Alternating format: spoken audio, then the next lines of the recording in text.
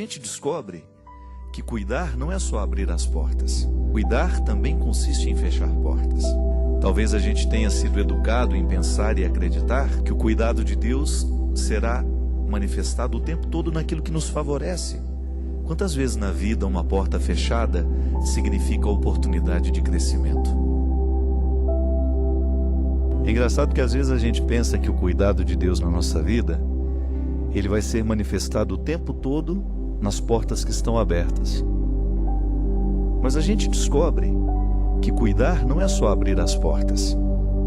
Cuidar também consiste em fechar portas. Por isso que essa canção fala de maneira bonita que quando uma porta se fecha, outras se abrem. Mas a sabedoria precisa ser buscada para identificar que na porta que se fecha também há um cuidado de Deus sendo expresso. E que nem sempre a gente consegue compreender, não é mesmo? Talvez a gente tenha sido educado em pensar e acreditar que o cuidado de Deus será manifestado o tempo todo naquilo que nos favorece. Aparentemente, né? Quantas vezes na vida uma porta fechada significa oportunidade de crescimento? E mesmo que amar e ser amado consiste o tempo todo em estabelecer limites, em abrir portas, mas também em fechar portas. Amor de pai e de mãe se expressa no sim, nas oportunidades que a gente permite aos filhos, naquilo que a gente delibera, naquilo que a gente entrega, mas o amor também se expressa naquilo que nós negamos. Sobretudo quando você descobre que a palavra não, quando usada de maneira correta, ela ajuda a estabelecer limites necessários para a construção do caráter.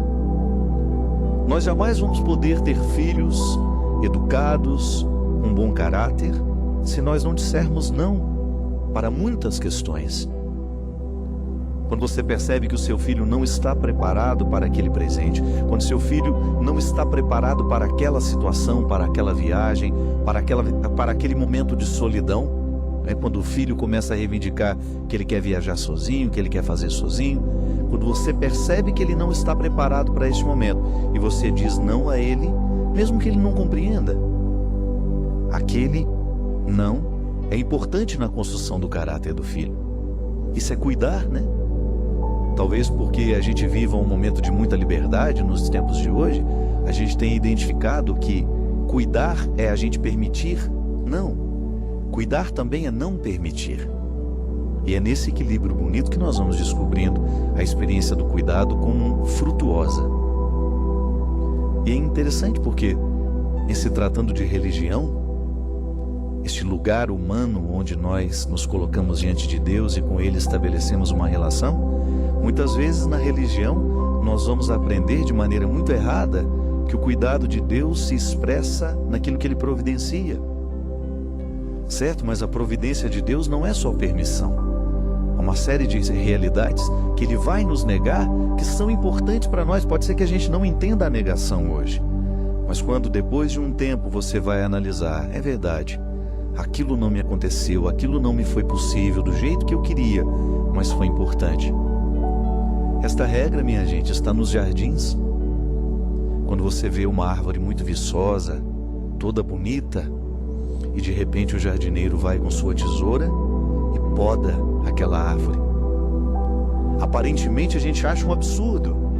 Como é que uma árvore tão bonita está sendo podada? Como é que nós podemos entender que o viço daquela árvore seja quebrado por uma tesoura e aparentemente ela pareça ter perdido tudo que ela tinha? Mas aí vem a sabedoria do jardineiro.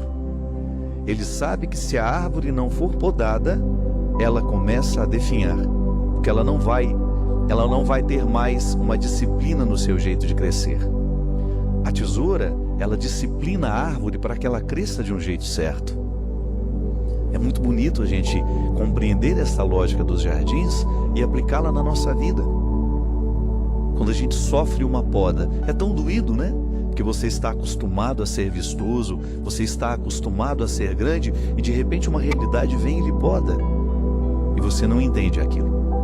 É como a gente ser corrigido. Quando uma palavra de correção chega até o nosso coração, a primeira reação que a gente costuma ter é de negação daquela correção.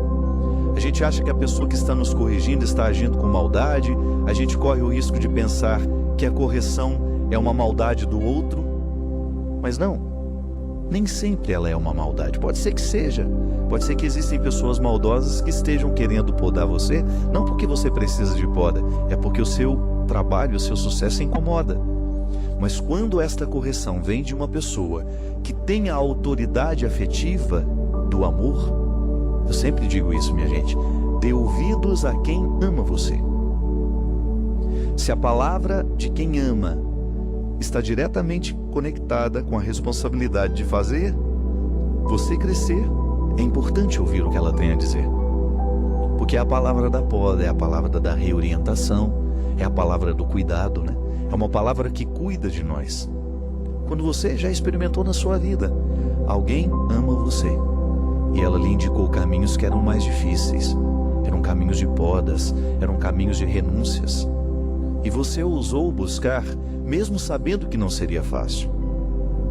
Eu já contei isso daqui, mas nunca é demais. Quando eu fazia a faculdade de teologia, o padre Joãozinho uma vez me disse assim, estava logo começando o curso, e eu não estava gostando muito de teologia, que eu tinha ficado apaixonado pelo curso de filosofia, e no meu primeiro ano de teologia eu custei a gostar. Depois me apaixonei também, e até gostei mais do que a filosofia. E eu me lembro que numa daquelas conversas que eu tive com ele, ele me disse assim, Fábio, você está acostumado a fazer só o que você gosta. Comece a experimentar na sua vida a fazer coisas que são difíceis para você, que não dá muito prazer. Por exemplo, agora você tem a teologia diante de você. Comece a buscar os caminhos da teologia, mesmo enfrentando as dificuldades que ela lhe oferece. Você não gosta, você prefere a filosofia, mas faça questão. Faça questão de buscar o conhecimento teológico com todas as forças do seu conhecimento, da sua inteligência e da sua afetividade. Queira a teologia. Porque quando a gente faz alguma coisa que a gente não gosta, é uma oportunidade preciosa que a gente tem de crescer. Porque fazer aquilo que você já sabe não vai lhe fazer crescer muito.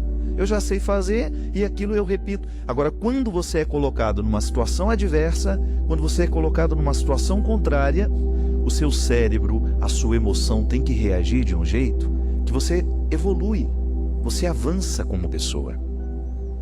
E aí ele deu um exemplo muito bonito.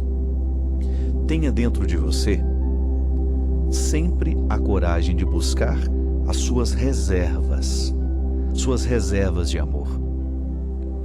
Porque você vai precisar usá-las no momento em que você estiver sendo contrariado, no momento em que a coisa não for muito favorável a você. Eu tenho, sabe, minha gente, depois dessa conversa com o padre Joãozinho, tanta coisa ficou mais clara diante de mim, sobretudo porque eu tenho uma vida muito corrida, e eu confesso para vocês que eu não gosto disso. Eu preferiria muito mais ter uma vida tranquila, uma rotina. Quando eu exercito o cansaço excessivo da minha missão, eu sempre me recordo dessa palavra do padre. Quando eu chego num lugar que eu não gosto, porque não é todo lugar que a gente vai que a gente gosta de estar, ou porque você está muito cansado, ou porque ali tem gente demais e você tem que dar muita atenção e você não está com aquela disposição toda, eu sempre me recordo da palavra. Busque as reservas, que é nesse momento que você cresce. A gente vai ficando infeliz quando a gente não tem a poda, sabe? Porque você vai ficando só a árvore que cresceu, e ela deixa de crescer. Ela atinge um patamar e depois ela fica disforme, porque ela vai lançando galhos para todas as direções, ela perde a disciplina.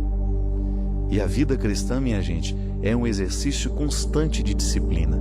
Eu disciplino o que eu falo, eu disciplino o que eu escuto, eu disciplino o que eu vejo, eu disciplino o que eu leio, eu disciplino a minha atitude, eu disciplino a minha espiritualidade. Tudo passa pelo crivo da disciplina. Se nós exageramos nas coisas, nós vamos pagar pelo preço do exagero. Se a gente faz de menos, a gente paga o preço do fazer de menos. Tudo é busca de equilíbrio. E a poda, ela não tem outro objetivo senão nos colocar. Obrigado pela sua companhia, obrigado pela oportunidade de estar com vocês. Peço que Deus os abençoe, que derrame sobre mim, sobre você, sobre a sua casa, sobre a sua família a bênção e a proteção do céu. Ele que é Pai, Filho e Espírito Santo.